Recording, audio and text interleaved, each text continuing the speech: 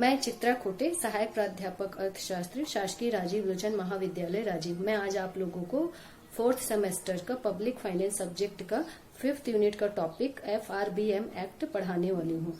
FRBM act 2003 में पारित हुआ था तथा इसका पूरा नाम financial responsibilities and budget management act है। इसका उद्देश्य भारत के राजकोषीय तथा राजस्व घाटे को कम करना था।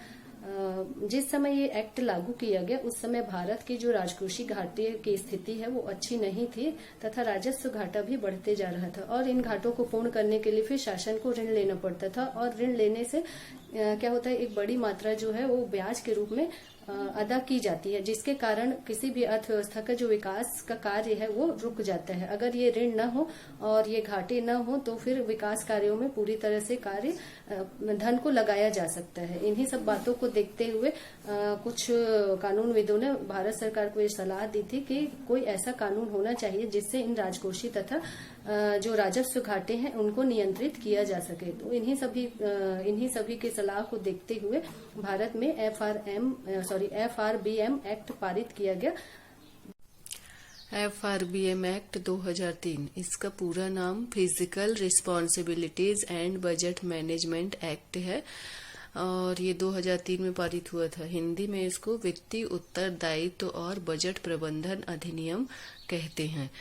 यह एक्ट भारत सरकार के राजकोषीय घाटे को कम करने तथा वित्तीय प्रबंधन और सार्वजनिक धन के कुशल प्रबंधन के लिए पारित किया गया। वर्ष 2003 में इसको पारित किया गया। दिनांक था 26 अगस्त 2003 और इसको उस समय तत्कालीन वित्त मंत्री यशवंत सिन्हा द्वारा प्रस्तुत किया गया था तथा यह 5 जुलाई 2004 से लागू किया गया। FRBM में 31 मार्च 2000 तक राजस्व घाटे को समाप्त करने तथा RBI से सरकार की उधारियों को प्रतिबंधित करने का प्रावधान था। बाद में जो राजस्व घाटे को समाप्त करने की अवधि है उसको थोड़ी बढ़ाई गई।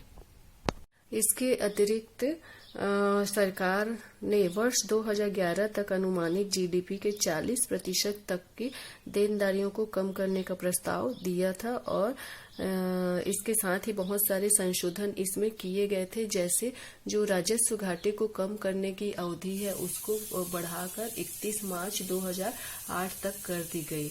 जो FRBM एक्ट है वो बहुत सारे उद्देश्यों को लेकर पारित किया गया था, जैसे पहला था कि देश में पारदर्शी राजकोषीय प्रबंधन प्रणाली शुरू करना। दूसरा था न्याय संगत और प्रबंधकीय वितरण शुरू करना, मतलब कि देश के ऋण को अधिक न्याय संगत और प्रबंधकीय वितरण शुरू करना। तीसरा था भारत में राजकोषीय स्थिरता लाना। भारत सरकार ने दीर्घकालीन राजकोषीय स्थिरता लाने के लिए भी ये एक्ट पारित किया। साथ ही भारत सरकार ने जो RBI है उसको भारत सरकार में मुद्रास्फीति के प्रबंधन के लिए आवश्यक लचीलापन देने के लिए भी FRBM एक्ट में प्रावधान किए गए। FRBM एक्ट में राजकोषीय प्रबंधन के कुछ सिद्धांत भी निर्धारित किए गए। ये सिद्धांत पहला है राजस्व घाटा को समाप्त करना, मतलब कि भारत सरकार की ये कोशिश थी कि जो राजस्व घाटा है उसको 0 स्तर तक लाया जाए। दूसरा है वार्षिक राजस्व घाटे को कम करना। साथ ही ये लक्ष्य भी निर्धारित किया गया कि भारत सरकार और अन्य राज्यों में जो वार्षिक राजस्व घाटे की दर है उसमें कमी लाई जानी चाहिए। तीसरा था कुल देनदारियों के लिए वार्षिक लक्ष्य निर्धारित करना। इसके अंतर्गत गारंटी के लिए आकस्मिक देनदारियों और GDP के प्रतिशत रूप में कुल देनदारियों के वार्षिक लक्ष्य निर्धारित किए गए थे और इसमें यह भी प्रावधान था कि RBI से वर्ष 2005 के बाद भारत सरकार या सरकारें जो है वो RBI से ऋण नहीं ले पाएंगी, लेकिन इसका अपवाद ये रखा गया है जैसे कोई अकस्मात असाधारण परिस्थितियां हैं उनमें ये प्रतिबंध लागू नहीं रहेगा, जैसे कि राष्ट्रीय सुरक्षा या कोई प्राकृतिक आपदा आती है या अन्य कोई असाधारण परिस्थिति है जिसमें शासन को ऋण लेना अनिवार्य होता है, तो ऐसी स्थितियों में छूट प्रदान अब ये देखते हैं कि विभिन्न तरह के घाटे को कम करने के लिए शासन ने किस तरह के लक्ष्य निर्धारित किए जिससे राजकोषीय संतुलन स्थापित किया जाए। पहला तो ये हम जानते हैं कि राजस्व घाटे की अवधारणा को 2008 तक समाप्त करने का लक्ष्य था। मतलब कि जितनी राजस्व प्राप्तियां हैं उतना ही व्यय करने का इनका ये लक्ष्य निर्धारित किया गया। और इसमें जो न्यूनतम वार्षिक कमी है वो जीडीपी के 0.5% तक करने का लक्ष्य रखा गया।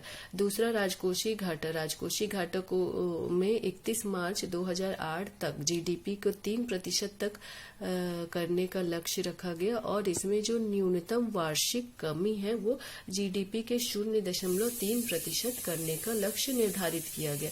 इसी के साथ हम देखते हैं कुल ऋण। तो भारत सरकार ने अपने कुल ऋणों को 2008 तक जीडीपी के 3% तक कम करने का लक्ष्य रखा। और इसमें भी न्यूनतम वार्षिक कमी जो है वो 0.3% तक करने का लक्ष्य निर्धारित किया। साथ ही साथ सरकारी बॉन्ड की आरबीआई से जो खरीदी होती है उसको अप्रैल 2000 के बाद से बंद कर दिया गया।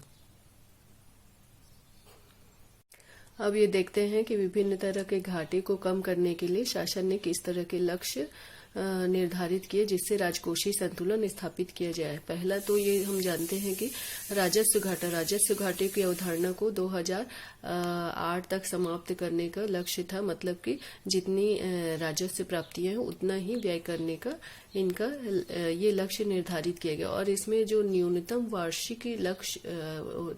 वार्षिक कमी है वो जीडीपी के 0.5% तक करने का लक्ष्य रखा गया।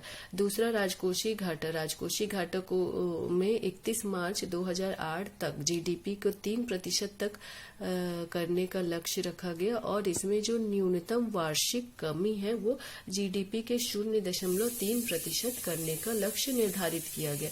इसी के साथ हम देखते हैं कुल ऋण। तो भारत सरकार ने अपने कुल ऋणों को 2008 तक जीडीपी के 3% तक कम करने का लक्ष्य रखा। और इसमें भी न्यूनतम वार्षिक कमी जो है वो 0.3% तक करने का लक्ष्य निर्धारित किया। साथ ही साथ सरकारी बॉन्ड की आरबीआई से जो खरीदी होती है उसको अप्रैल 2000 के बाद से बंद कर दिया गया। एफआरबीएम एक्ट की अगर क्षेत्राधिकार देखें तो ये मुख्य रूप से केंद्र शासन प्रधान एक्ट है। इसमें नियम बनाने का अधिकार केंद्र शासन को है। साथ ही साथ किसी प्रकार की कठिनाई आने पर उससे समाधान करने का अधिकार भी जो है वो केंद्र सरकार को ही दिया गया है। और इस अनुपालन को देखें इसके तो लक्ष्य पूर्ण न होने पर लक्ष्य तो निर्धारित किए गए हैं किंतु लक्ष्य पूर्ण होने पर किसी प्रकार का कोई उपाय निर्दिष्ट नहीं किए गए हैं। इसकी सफलताएं देखें तो जीडीपी के 2.7% तक राजकोषीय घाटे में कमी की जा सकी है। और इस एक्ट की बहुत आलोचना भी की गई बाद में, इसलिए इसको पहले 2006 लक्ष्य निर्धारित किया गया था लेकिन बाद में 2009 तक किया गया। लेकिन इसकी मुख्य कमी ये मानी जाती है कि इसमें जो वर्ष 2007-8 का जो अंतर्राष्ट्रीय संकट था उसकी वजह से इसको निलंबित किया गया कुछ समय के लिए। और बहुत सारे लोगों ने ये कहा कि इसमें नियम जो है वो बहुत कड़े थे।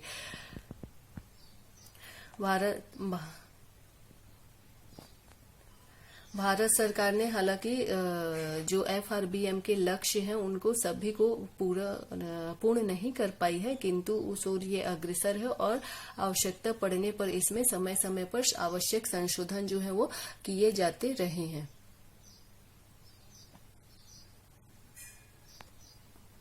अपने पूरे लक्ष्यों को पूर्ण नहीं कर पाई है और इसको लागू करने में भारत में बहुत सारी दिक्कतें भी हैं किंतु ये नहीं कहा जा सकता है कि ये एक्ट जो है वो पूरी तरह से असफल रहा है। भारत सरकार का यह अच्छा प्रयास है जो राजकोषीय घाटे और राजस्व घाटे को नियंत्रित करने के लिए एक बहुत उचित कदम है ये। और ये न केवल वर्तमान पीढ़ी को सुरक्षित करता है बल्कि भावी पीढ़ी जो है उसको भी ऋण के बोझ से मुक्त रखने के लिए एक उपयुक्त कदम है। धन्यवाद।